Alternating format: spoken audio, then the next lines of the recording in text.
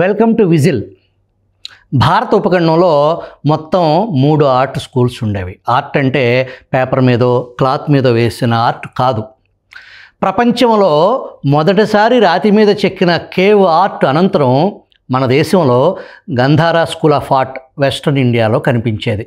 Mathura school of art మధ్య భారతదేశం అంటే సెంట్రల్ ఇండియాలో కనిపించేది. ఇక అసలు సిసలు అమరావతి స్కూల్ ఆఫ్ ఆర్ట్ మొట్టమొదటి కేవ్ ఆర్ట్ నుంచి 2D 3D శిల్పకళ 2300 సంవత్సరాల క్రితం రాతి మీద చెక్కిన అపురూప శిల్పాలు మన అమరావతి ఆర్ట్ సొంతం. నేటి అమరావతిలో 200 ఏండ్ల క్రితం బౌద్ధ శిల్పాలు మొదటిసారిగా వెలుగు చూశాయి. ప్రపంచం నివ్వెరపోయింది. అవి 2300 సంవత్సరాల క్రితం జీవం పోసుకున్నవి. వింధ్య పర్వతాలకు దిగువన బౌద్ధ శిల్పకళ ఉన్నదని అప్పటి వరకు ప్రపంచానికే కాదు అక్కడి స్థానికులకు కూడా తెలియదు. అమరావతి వలనే పల్నాడు జిల్లా నాగార్జునకొండ ప్రాంతంలో కూడా ఒక మహా చైత్యం ఉండేదని ప్రపంచానికి తెలిసి నిండా నూరేళ్లు కాలేదు. వాస్తవానికి బుద్ధుడు జీవించి ఉండగానే అశ్మక దేశంగా పిలువబడే నేటి నిజామాబాద్ జిల్లా బోధన్ గోదావరి తీర ప్రాంతంలో వైదిక బ్రాహ్మణుడు బావరు ద్వారా బౌద్ధము బుద్ధుని రూపము వెలుగులోకి వచ్చిందని జానపదుల భావన. అమరావతి స్కూల్ ఆఫ్ ఆర్ట్కు చెందిన శిల్పులే అజంతా, ఎల్లోరా చిత్ర శిల్ప కళలకు జీవం పోశారు. చైనా, టిబెట్ తదితర దేశాల కళలపై అమరావతి ఆర్ట్ తీవ్ర ప్రభావం చూపింది. అమరావతి ఆర్ట్ అంటే సౌందర్య శాస్త్రానికి అపూర్వ నిర్వచనం. సృజనాత్మకత రీత్యా ఆధునికమైంది. సిద్ధార్థ గౌతముని జననం, సిద్ధార్థుని గుర్రం, కన్నీరు పెట్టిన భావుకత మన గ్రామీణ జీవనం. ఆ జీవన శైలి బౌద్ధ శిల్పకళకు తలమానికం అని చెప్పొచ్చు. ఈ నేపథ్యంలో ధరణికోట నాగార్జునకొండ శిల్ప సంపద వెలుగులోకి వచ్చిన పూర్వాపరాలను మనకు అందుబాటులో లేని 30కి పైగా శిల్పాలు, 20కి పైగా డ్రాయింగ్స్, ఫోటోలు, మ్యాప్లతో అందమైన ఆర్ట్ పేపర్పై చూపిస్తూ వాటి వెనుక ఉన్న గాథలను వివరిస్తూ ఒక అద్భుతమైన పుస్తకాన్ని తీసుకొచ్చారు ప్రముఖ జర్నలిస్టు పున్నా కృష్ణమూర్తి గారు. అమరావతి శిల్పాలు పికాసో చిత్రాలకు మాతృకల పాఠకుల సుఖయానం చేస్తారు అని చెప్పేసి ఆ తల్లావజ్జుల శివాజీ అప్పటి అమరావతి కొత్త రూపురేఖలతో ఇప్పటి ప్రజా రాజధాని అమరావతిగా రెక్కలు తొడుక్కుంటున్న వేళ తప్పనిసరిగా అందరూ చూడాల్సిన పుస్తకం అని ప్రముఖ పురావస్తు శాస్త్రవేత్త డాక్టర్ ఈమని శివనాగిరెడ్డి గారు కొనియాడారు. అమరావతి శిల్పుల మనసులోని భాషను పట్టుకుని ఈ పుస్తకంలో వివరించిన తీరు అద్వితీయమని కవి ఏఎన్ నాగేశ్వరరావు గారు అభిప్రాయపడ్డారు. కళాత్మక వివరణలతో మానవోత్తముని దర్శన భాగ్యాన్ని పుస్తకం కలిగిస్తుంది అని ప్రముఖ రచయిత దివి సుబ్బారావు తెలియజేశారు. డాక్టరేట్కు అర్హమైన పరిశోధాత్మక రచన ఈ పుస్తకం అని డాక్టర్ యలమంచిలి శివాజీ కొనియాడారు. రచయిత పున్నా కృష్ణమూర్తి గారికి బాల్యం నుంచి అమరావతి శిల్పాల పట్ల ఆసక్తి ఉండేది. జర్నలిస్టుగా ఆంధ్రప్రదేశ్, తెలంగాణలోని అన్ని ప్రాంతాల్లో, అన్ని మాధ్యమాల్లో వివిధ హోదాల్లో పనిచేశారు. గ్రామ సభల నుంచి శాసనసభల వరకు రిపోర్టింగ్ చేశారు. అప్పటి ముఖ్యమంత్రులు, ప్రధానమంత్రులు, రాష్ట్రపతిని కూడా ఇంటర్వ్యూ చేశారు. చారిత్రక అంశాలు, లలిత కళల గురించి అసంఖ్యాక వ్యాసాలు రాశారు. ఈ హెవెల్, ఆనంద కుమారస్వామి, జి వెంకటాచలం, ముల్కరాజ్ ఆనంద్, పద్మశ్రీ ఎస్వి రామారావు గారి కళాత్మక వ్యక్తుల ప్రభావం కృష్ణమూర్తి గారిపై కనిపిస్తుంది. తిరుమల కొండ పదచిత్రాలు, హౌ హమ్ హైదరాబాదీ అనే పుస్తకం, పాలేకర్ వ్యవసాయ హిందీ పుస్తకాలను తెలుగులోకి అనువదించారు కృష్ణమూర్తి గారు. ఇప్పుడు విజిల్ స్టూడియోలో అందుబాటులో ఉన్నారు. ఆయన పుస్తకంలో ఆ చిత్రాలు, ఆ భావన ఏంటి అనేది ఆయన అడిగి తెలుసుకుందాం. నమస్కారం కృష్ణమూర్తి గారు. నమస్కారం అండి, చాలా సంతోషం. తీసుకొచ్చిన పుస్తకాన్ని రీసెంట్గా 2 రోజుల క్రితం మీరు, మీ మనవడు, ఈ రాష్ట్ర ముఖ్యమంత్రి చంద్రబాబు గారి సమక్షంలో ఈ పుస్తకాన్ని రిలీజ్ చేశారు. నేరుగా విజిల్కి వచ్చినందుకు మీకు ముందుగా విజిల్ ప్రేక్షకుల తరఫున కృతజ్ఞతలు. Thank you. ఇది పూర్ణ ఘటం. అసలు ఇది ఈ గుర్తేంటి? పూర్ణ కుంభానికి పూర్ణ ఘటానికి ఉన్న తేడాని వివరిస్తారా సార్? ఈ పూర్ణ ఘట అనే బౌద్ధంలో పూర్ణ ఘట అంటారు, కొంచెం వైదిక పద్ధతిలో పూర్ణ కుంభం అని అంటారు. జానపదులు అమ్మవారికి బోనాలు సమర్పిస్తారే, అది కూడా కుండలు అన్ని పెట్టుకొని ఇష్టమైన వారికి సమర్పించడం, ఇది అనాదిగా ఉన్న కాన్సెప్ట్. బుద్ధుడి జీవితంలో ఈ పూర్ణఘటకి చాలా ప్రాధాన్యత ఉన్నది. ఆయన ఒక సత్యాన్ని అన్వేషిస్తూ రకరకాల అప్పటికి ఆచరణలో ఉన్న అనేక పద్ధతులను ప్రాక్టీస్ చేస్తూ ఫిలసాఫికల్ థాట్స్ వాటిని చేస్తూ ఉన్నప్పుడు, శుష్కించిపోయినప్పుడు, నిస్త్రాణగా ఉన్నప్పుడు సుజాత అనే ఒక స్త్రీ ఒక చెట్టుకి మొక్కుకుంటుంది. తనకు పిల్లవాడు పుడితే మంచి పాయసం చేస్తాను అని. పిల్లవాడు పుడతాడు కొన్నాళ్ళ తర్వాత. ఆమె ఆ పాయసం ఎంత అద్భుతంగా ఉంటుందో పుస్తకంలో వివరించాను. కొన్ని వందల ఆవుల నుంచి 10 ఆవులకి పాలు అట్లా పోస్తూ ఒక శ్రేష్టమైన ఆవుతోటి పాయసం చేస్తుంది. చేసి తన పరిచారిక, ఆ అమ్మాయి పేరు కూడా పున్న, ఒకసారి చెట్టు దగ్గర శుభ్రం చేస్తూ ఉండు, ఈలోపు నేను పాయసం తెస్తాను అంటది. ఈ అమ్మాయి పోయి చూస్తే చెట్టు కింద అప్పుడు బుద్ధుడు ఉంటాడు, అటు ఇటు తిరుగుతూ ఉంటాడు. మొత్తం మన పాకిస్తాన్ శిల్పం మ్యూజియంలో ఉంటుంది బుద్ధుడిది. ఈ పొట్ట వెన్నుపూస ఆనుకొని ఉంటాయి, అంతగా సృష్టిస్తాడు. పూర్తిగా ఎముకల గూడు. నిరాహారంగా ఉంటాడు, కఠోరమైన తపస్సులు చేస్తాడు, తినకుండా ఇంకోటి చలికి ఎండకి వాని. అతనికి ఆ అన్వేషణలో దాదాపు చరమాంకానికి వస్తాడు. దూరం నుంచి ఆయన్ని చూస్తుంది ఈ అమ్మాయి. చూసి సుజాత పని మనిషి, అది సహాయకురాలు, ఆ అమ్మాయి పేరు కూడా పున్న. చూస్తుంది, అదే చెట్టే దేవత ఒక మనిషి రూపంలో ఉంది, మా అమ్మవారి ఇచ్చే పాయసాన్ని తీసుకోవటానికి అని అనుకుంటుంది. అనుకొని వచ్చి అమ్మ అసలు చెట్టు దేవుడిలా కూర్చొనింది అని అంటాడు. ఇద్దరు వెళ్తారు. సుజాత అతనితో అంటుంది, నువ్వు మనిషివో దేవుడివో చెట్టువో నాకు తెలియదు, నేను ఈ చెట్టును మొక్కుకున్నాను, నా మనస్సులోని భావం నెరవేరింది, మంచి 12 పిల్లవాడు ఇచ్చేసాడు. నువ్వు ఎందుకు ఏ ఉద్దేశంతో ఇలా కూర్చున్నావో కానీ నువ్వు సంతోషంగా ఉండాలి, నీ వల్ల అందరికీ సంతోషం కలగాలి, ఇది స్వీకరించు అని ఇస్తుంది. పాయసం గిన్నెలో ఇస్తుంది. అది సింబాలిక్గా పూర్ణఘట అది అని ప్రాధాన్యంగా తీసుకున్నారు. ఆ తర్వాత బుద్ధుడు ఆహారం తీసుకోవడం కూడా ప్రారంభిస్తాడు. నిరాహారంగా ఉండటం వీటి వల్ల అట్లేం కాదు. మధ్యవాదం అంటారు కదా, విపరీతమైన హింస పడుతూ శరీరాన్ని హింస చేసుకుంటూ భగవంతుడిని చూడటం అది కూడండి. మద్యమాంసాలు వీటితో తాగుతూ యజ్ఞాదులతోటి పశువుల్ని వాటిని ఇచ్చేస్తూ అట్లా భగవంతుడి పేరుతోటి ఎంత హింస చేయటమో ఇది కాదు అని ఒక మధ్య మార్గాన్ని ఆయన తీసుకుంటాడు. ఈ 2 మార్గాల మధ్య ప్రజలు సంతోషంగా ఉండటానికి వీలైన నైతికత కావాలి, సమాజానికి ఇప్పుడు మోరల్ వాల్యూస్ కావాలి. అది ఆహారాన్ని త్యజించడం వల్ల లాభం లేదు అనుకొని ఆ ఆహారానికి కూడా మధ్య మార్గాన్ని కల్పిస్తాడు. తాత్వికంగా మధ్య మార్గాన్ని ఆయన ప్రబోధిస్తాడు. సో ఆ విధంగా పూర్ణఘట అనేది బుద్ధుడి జీవితంలో ప్రాధాన్యతను సంపాదించుకుంది. ఇది ఇక్కడ ఈ డ్రాయింగ్కి వస్తే, ఇది ఈ అమరావతిలో బౌద్ధ శిల్పకళ ఉంది అని తెలియదు, మెకంజీ సర్వే చేసుకుంటూ వస్తాడు 18th century ఎర్లీ డేస్లో. ఈ శిల్పాలు చూసి ఆశ్చర్యపోతాడు. ఫోటోగ్రఫీ లేని రోజులు లండన్ నుంచి స్కూల్ ఆఫ్ ఆర్ట్ స్టూడెంట్స్ని తెప్పించి ముందు డ్రాయింగ్స్ వేయిస్తాడు. ఈ డ్రాయింగ్స్ వేయించిన తర్వాత ఈ శిల్పాలని లండన్కి తీసుకెళ్తారు. అక్కడికి వెళ్ళాక కంపారిటివ్ స్టడీ చేస్తారు, ఇది ఇలాగే ఉందా ఇదా కాదా అని. సో ఈ డ్రాయింగ్ ఎంత పర్ఫెక్ట్గా ఉంది, అక్కడికి వెళ్ళేసరికి మొక్కపోయిందనమాట. ఓకే, ఫోటోగ్రఫీ లేని రోజుల్లో. సో ఈ డ్రాయింగ్లు ఇక్కడికి వచ్చి, ఇంగ్లాండ్ నుంచి ఇక్కడికి వచ్చి కొన్ని నెలలు ఉండి వెలుగులోకి వచ్చిన ఒక్కో శిల్పాన్ని బొమ్మలుగా చేసి ఆ విధంగా చూసినప్పుడు ఈ డ్రాయింగ్స్కి ఇంపార్టెన్స్ చాలా ఉంది. ఇవి బ్రిటిష్ లైబ్రరీ దీంట్లో క్యాటలాగ్స్లో దొరుకుతాయి. ఒక హై రెజల్యూషన్స్ తోటి నేను ఐ కరస్పాండెడ్ విత్ దెమ్.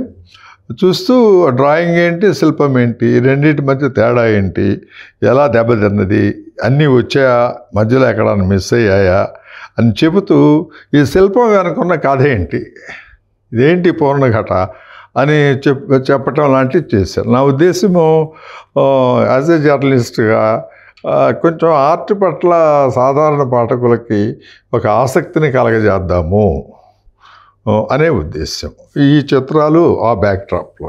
ఇప్పుడు ఈ పూర్ణఘట ఒక చర్మకారుడు అనేది అమరావతిలో పర్టికులర్గా ఆ కథ ఏంటండి? అవును, సత్యం శంకరమంచి గారు అమరావతి కథలు రాశారు, చాలా అద్భుతంగా ఉన్నాయి, టీవీలో కూడా వచ్చాయి అవి. దాంట్లో మరి ప్రస్తావిస్తారు, శాసనం కూడా ఉన్నది. తన పిల్లవాడి పేరుతోటి ఒక చర్మకారుడు ఇచ్చిన విరాళము అనేది ఉండటం వాస్తవం, అంత మటుకు అది కరెక్టే.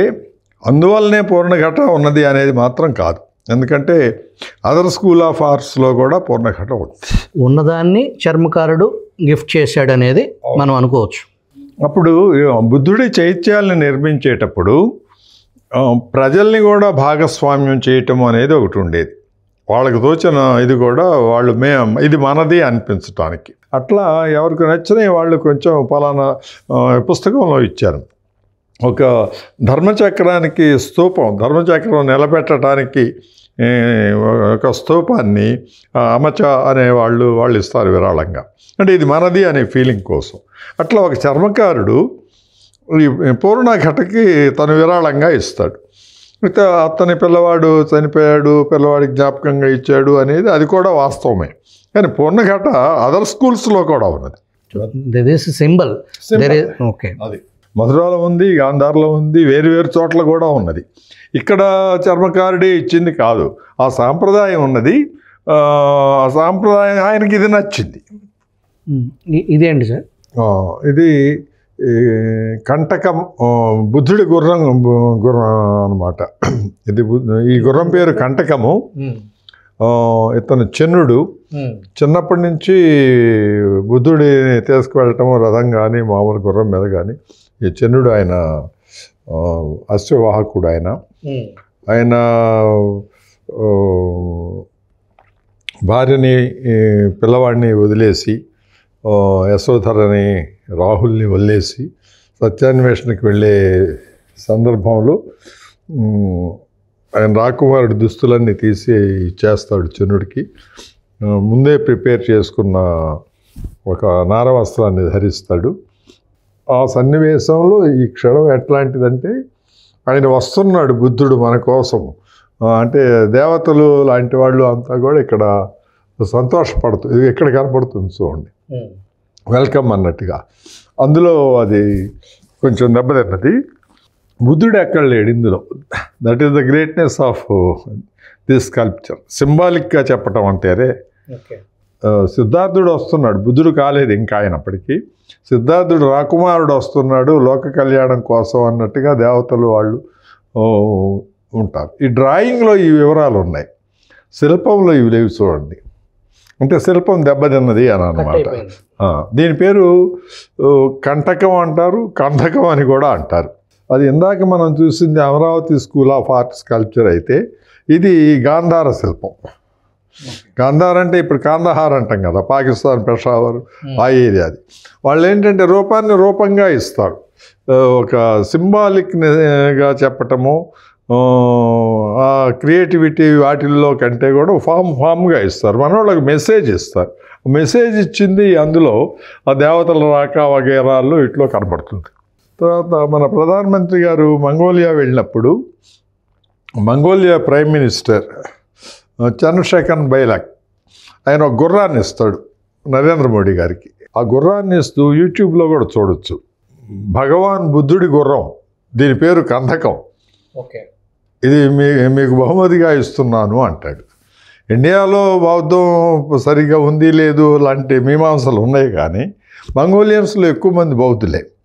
మంగోలియా గుర్రాలకు చాలా ఫేమస్. అక్కడ 3వ సంవత్సరం నుంచి పిల్లలు గుర్రాలు ఆడటంలో శిక్షణ పొందుతారు. ఆ కందకం అనే గుర్రాన్ని ఇస్తున్న సందర్భంగా ఆ ఫోటోని ఇస్తూ ఆ గుర్రం గురించి చెబుతూ ఆ గుర్రం భావుకతని చూపిస్తూ ఈ చాప్టర్ రాశాను. అప్పుడు ఆ గుర్రం కన్నీరు పెట్టుకుంది అనేది ఆ సంఘటన దేని గురించి? అది ఒక జంతువు లేకపోతే ఒక పక్షి ఇంకోటి మానవ సున్నితత్వాన్ని ప్రదర్శించటం అని ఊహించటం అనేది గొప్ప ఆర్టిస్టిక్ థాట్ కదా. అది ఈ గుర్రం ఉంది, గాంధారాలో ఉన్నది, మధురాలో ఉన్నది, కానీ అమరావతి ఆర్ట్లో అంటే నాగార్జున కొండలో దొరికిన ఒక శిల్పంలో దానికంటే అమ్మటి ఒక కన్నీటి చుక్క చూపిస్తాడు శిల్పి. మనకి జానపద పాటల్లో కొన్ని ఉద్యమాల పాటల్లో కూడా చిలుక కన్నీరెట్టెరా ఓ విలుకాడ అలాంటి పాటలు ఉంటాయి. వాటికి ఆర్జన్ ఇది. ఒక జంతువు కూడా బాధపడింది అని అనటంలో తర్వాత చనిపోద్ది కథల ప్రకారం. మనం ఇప్పుడు కనుక బాంబే జేజే స్కూలు, కలకత్తా శాంతినికేతనం, తంజావూరు స్కూల్ ఆఫ్ ఆర్ట్లు అంటామే, ఒక్కో చోట నేర్చుకున్న చోట ఒక్కొక్క స్టైల్ ఉంటుంది ఆ స్కూల్ చెప్పేది. ఈ అమరావతి స్కూల్ ఆఫ్ ఆర్ట్ అనేది సౌత్ ఇండియాలో బౌద్ధ శిల్పకళకు సంబంధించింది. అందులో అమరావతి పూర్వనామం అసలు ధరణికోట, ధారణలతో ప్రతిధ్వనించిన నేల. నాగార్జున కూడా అట్లాంటిదే. క్లాసిక్నెస్ ఆఫ్ అమరావతి ఆర్ట్ అనడానికి ఇదొక ఎగ్జాంపుల్ ఈ చిత్రం అనేది. ఇందులో బుద్ధుడి జననం గురించి చూపిస్తున్న శిల్పం ఇది. సిద్ధార్థుడు పుట్టబోతున్నాడు, బుద్ధుడు అనే తర్వాత వస్తుంది, సిద్ధార్థుడు పుట్టబోతున్నాడు అనే దానికి సంబంధించిన శిల్పం ఇది. మిగతా వాటికి దీనికి తేడా ఎట్లా ఉంటుంది అంటే, మాయాదేవి లుంబిని వనములు సిద్ధార్థుడిని కంటుంది కదా, ఆవిడ చాలా సునాయాసంగా కంటుంది. కలిసి వచ్చే రోజుల్లో నడిచి వచ్చే బిడ్డ పుడతాడు అలాంటి సామెతలు ఉన్నాయి, అవి ఈ శిల్పంలో కనపడతాయి. ఇది డ్రాయింగ్ ఆర్టిస్టులు వేసింది, ఇది అక్కడికి చేరింది. ఈ సిద్ధార్థుడి జన్మం అంటే ఏమిటి, నెక్స్ట్ బొమ్మకి వెళ్దాం, దీని పక్కన వెళ్దాము. ఎందుకని ఈ శిల్పాన్ని క్లాసిక్ అంటారు అంటే, పాబ్లో పికాసో రెండో ప్రపంచ యుద్ధంలో జరిగిన యుద్ధం వాటి గురించి గెర్నికా అనే చిత్రం వేస్తాడు. అక్కడెక్కడ రక్తం ఇట్లాంటివి ఉండవు. కొన్ని దృశ్యాలలో వేయాలి అంటే ఆ సన్నివేశాల్లో కొంచెం బీభత్సం ఉండే అవకాశం ఉంటుంది. ఒక స్త్రీ బిడ్డని కంటుంది అంటే ఆ బిడ్డని కనే వాతావరణం కొంచెం ఇబ్బందికరంగా ఉంటుంది. కానీ క్రియేటివిటీ ఎక్కడ ఉంటుందంటే, కంటున్నది ఎవరిని, సిద్ధార్థుడిని, అది ఎట్లా చూపించాలి అనేది ఇక్కడ కనపడుతుంది. ఇది చూడండి, ఇట్లా ఈ సాలవృక్షం హుక్ ఇట్లా పట్టుకున్నారు మాయాదేవి, నడుము మీద చేసుకుంది విలాసంగా. బుద్ధుడు ఎక్కడ కనపడటంలా, అక్కడ ఉన్నాడా, లేడు. మరి బుద్ధుడు జన్మం అంటున్నారే అంటే, చూడండి ఆమె నుంచి ఒక వస్త్రం వచ్చింది, లేదా ఒక ప్రవాహం, నది లాంటిది వస్త్రం లాంటిది వచ్చింది. ఇదిగోండి, వీటి మీద పాదముద్రలు ఉన్నాయి. కొంచెం క్లోజప్ కనుక చూసుకుంటే పాదముద్రలు ఉన్నాయి. అట్లాగా అంటే సిద్ధార్థుడు జన్మించాడు. ఆ జన్మించిన వాడిని ఆయన ఎందుకు జన్మించాడు, ఈ సమాజానికి ప్రపంచానికి ఒకటి చెప్పటానికి జన్మించాడు. ఆ చెప్పే తత్వం ఎటువంటిది. ఈ నలుగురు ఉన్నారు చూడండి, 1 2 3 4, ఈ నలుగురు 4 దిక్కులకు సంబంధించిన వాళ్ళు, దిక్పాలకులు. ఈ మెసేజ్ని 4 దిక్కులకు పంపిద్దాము అని పంపిస్తూ ఆ మెసేజ్ని పట్టుకున్నారు 2 చేతులతోటి. ఈ చివరిని చూసారా, ఇక్కడ కింద పడిపోతుందేమో అనిపిస్తుంది. మనం చూసే మనలాంటి వాళ్ళకి మనం వెళ్ళి దాన్ని పడకుండా చూద్దాము అనిపించే ఒక ఫీల్ కూడా శిల్పి ఇక్కడ ఇచ్చాడు. ఇక్కడ ఎక్కడా రక్తము లేదు, పిల్లవాడి భౌతిక రూపం లేదు, సిద్ధార్థుడి భౌతిక రూపము లేదు. సిద్ధార్థుడిని ఆయన చెప్పింది ఏంటి, మనకేమిచ్చాడు ఆయన అనేది చూపించారు. మాయాదేవి ఎంత విలాసవంతంగా ఉంది, షీఈ్ న్యూడ్. మనకి అట్లాంటి భావాలు కలగటంలా. ఇది ఎంత గొప్పగా ఉందంటే, పికాసో ఒకసారి ఏఎస్ రామన్ గారని మన illustrated weekly off India founder editor, లండన్లో కూడా ఆర్ట్ మ్యాగజైన్స్ చేశారు వారు. ఆయన మిమ్మల్ని కలవటానికి నేను వచ్చాను అది అన్నప్పుడు, నన్ను కలవటానికి ఏంటి, నేను మీకు ఆర్ట్ గురించి చెప్పేది ఏంటి, మేము ఆర్ట్ ఇండియా నుంచి నేర్చుకుంటాము, ఇండియన్స్కి ఎవరు ఆర్ట్ చెప్పక్కర్లా, దే ఆర్ బోర్న్ ఆర్టిస్ట్స్ అని చెప్పి అన్నాడు. ఆయన ఇట్లాగ నేను అది వేసాను అనడు, కానీ ఆయన హింస రక్తము అనేది లేకుండా యుద్ధ భీభత్సాన్ని చూపించినవాడు. దీని నుంచి చాలామంది వరల్డ్ వైడ్ ఎంతోమంది తీసుకుని, ఇది మన గాంధార్లో కనపడదు, మధురలో కనపడదు. అంటే ఈ లావణ్యము, ఈ సొగసు, ఈ సున్నితత్వము అమరావతి ఆర్ట్ ప్రత్యేకత. ప్లస్ బుద్ధుడితో సంబంధం లేకుండా సామాజిక జీవితం కూడా అమరావతి ఆర్ట్లో మాత్రమే ఉన్నది. కవర్ పేజీ నేను అందుకే అది వాడా. మీరు చూస్తే కవర్ పేజీ మనం బౌద్ధ శిల్పకళకు సంబంధించి 3 స్కూల్స్ ఉన్నాయి అని అనుకున్నాం కదా. అమరావతిని ఎందుకు ప్రపంచం వాళ్ళ ప్రపంచంలో మ్యూజియంలో ఆర్ట్ బుక్స్లో అన్నింటిలో కూడా దీని గొప్పతనం గురించి వాళ్ళు మెన్షన్ చేస్తారు. మనకే అవగాహన తక్కువ. కేవలం అమరావతి ఆర్ట్లో బుద్ధుడి జీవితానికి సంబంధించినవే కాకుండా గ్రామీణ జీవితం గురించి కూడా సంబంధించినవి ఉంటుంది. ఇక్కడ చూడండి, పశువులు తోడుకుంటూ వెళ్తున్న పిల్లవాడు, వాళ్ళు కూర్చొని ఒకళ్ళ అద్దంలో చూసుకుంటూ గ్రామీణ జీవితానికి సంబంధించిన ప్రాధాన్యత అమరావతిలో కనబడుతుంది. ఇప్పటికీ ఆ కల్చర్ని శిల్పి అందంగా డిపిక్ట్ చేశాడు వీటిలో. అది కూడా అమరావతి స్కూల్కి ఒక ప్రత్యేకత. అమరావతి పూర్వనామం ధరణికోట. ఈస్ట్ ఇండియా కంపెనీ అప్పుడు అది వెలుగులోకి వచ్చింది. వాళ్ళు తీసుకొని పోయారు. మనకేమి దీని గురించి తెలియదు.